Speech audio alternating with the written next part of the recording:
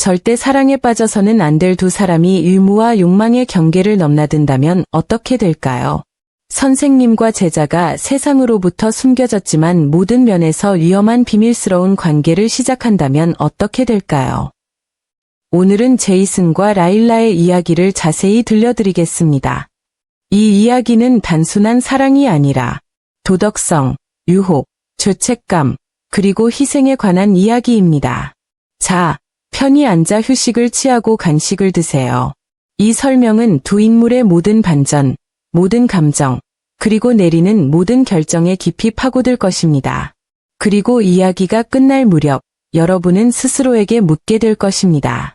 이 사랑은 과연 가치 있는 것이었을까요? 우리는 학교 교사 라일라로부터 시작합니다. 20대 후반의 그녀는 우아하지만 눈빛에는 슬픔이 서려 있습니다. 최근 이혼한 그녀는 감정적인 상처를 지니고 있습니다. 고통스러운 기억에서 벗어나 치유하기 위해 고향을 떠나 새로운 도시로 이사합니다. 새 학교의 교장은 그녀를 따뜻하게 맞이합니다.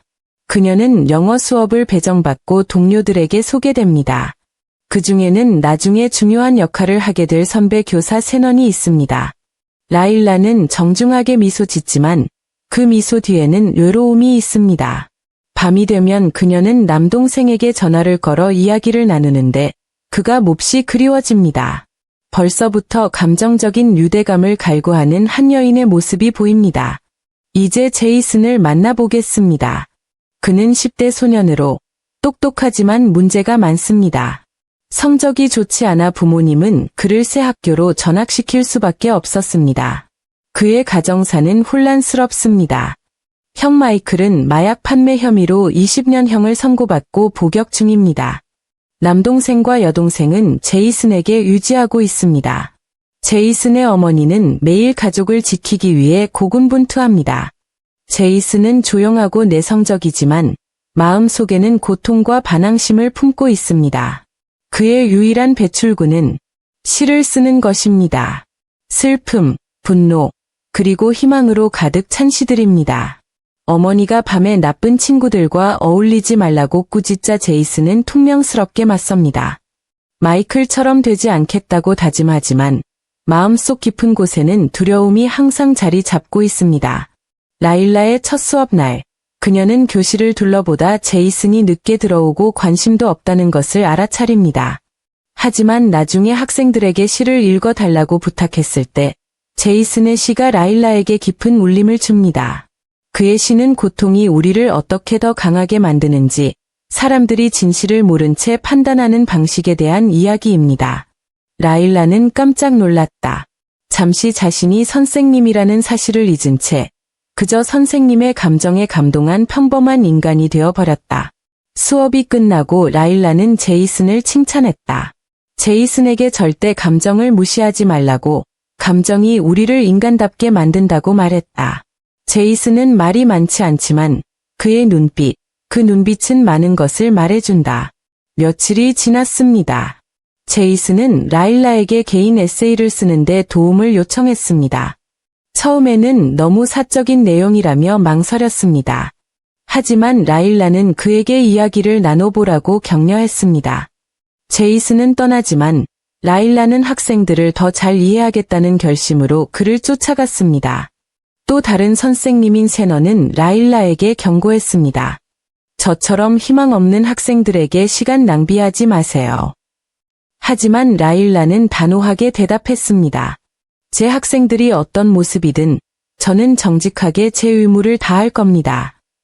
그리고 바로 그렇게 두 사람 사이에는 유대감이 형성되기 시작했습니다.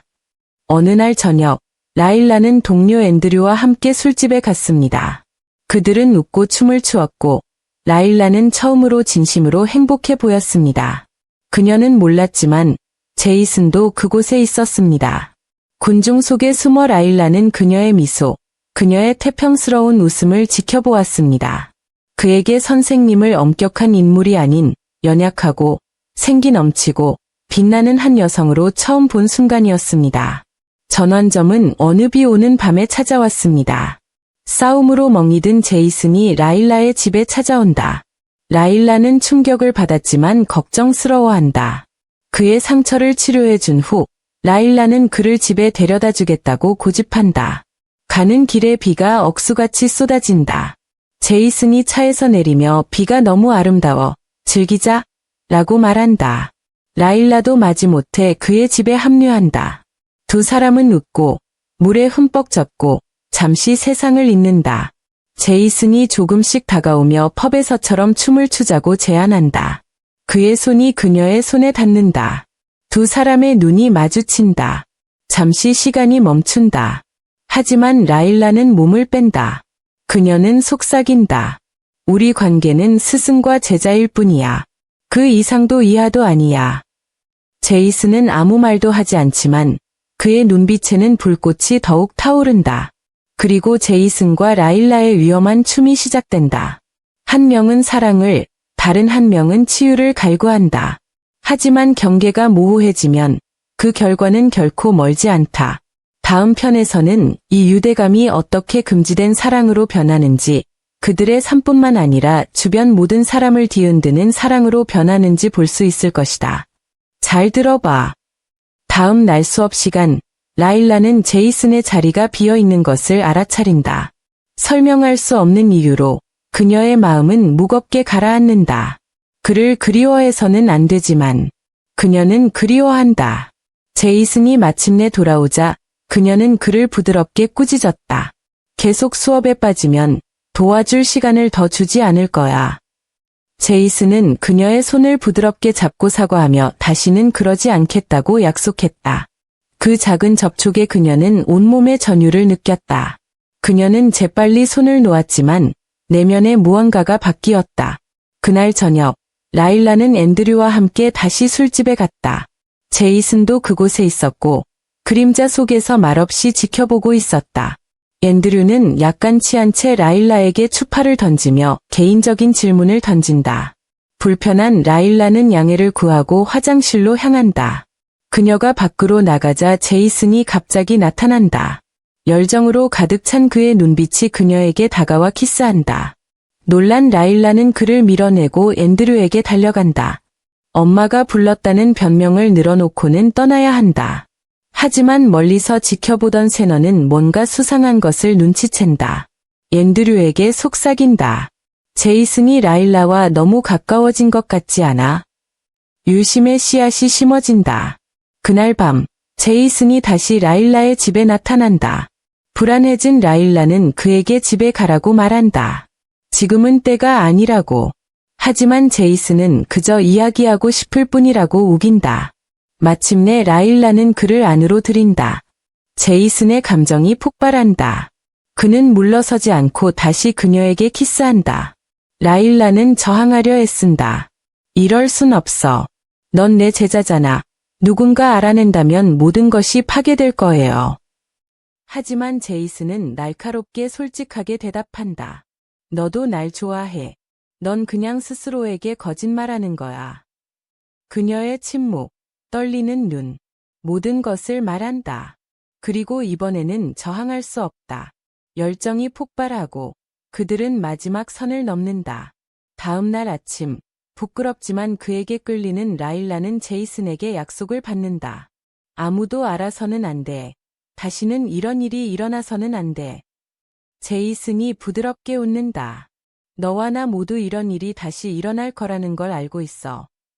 그리고 그의 말이 맞다. 며칠은 몇 주가 되고 그들은 비밀리에 만난다. 때로는 그녀의 집에서, 때로는 도시 외곽에서. 그들은 몰래 키스하고 웃고 심지어 선물까지 나눈다. 제이슨은 라일라에게 금목걸이를 사서 목에 걸어준다.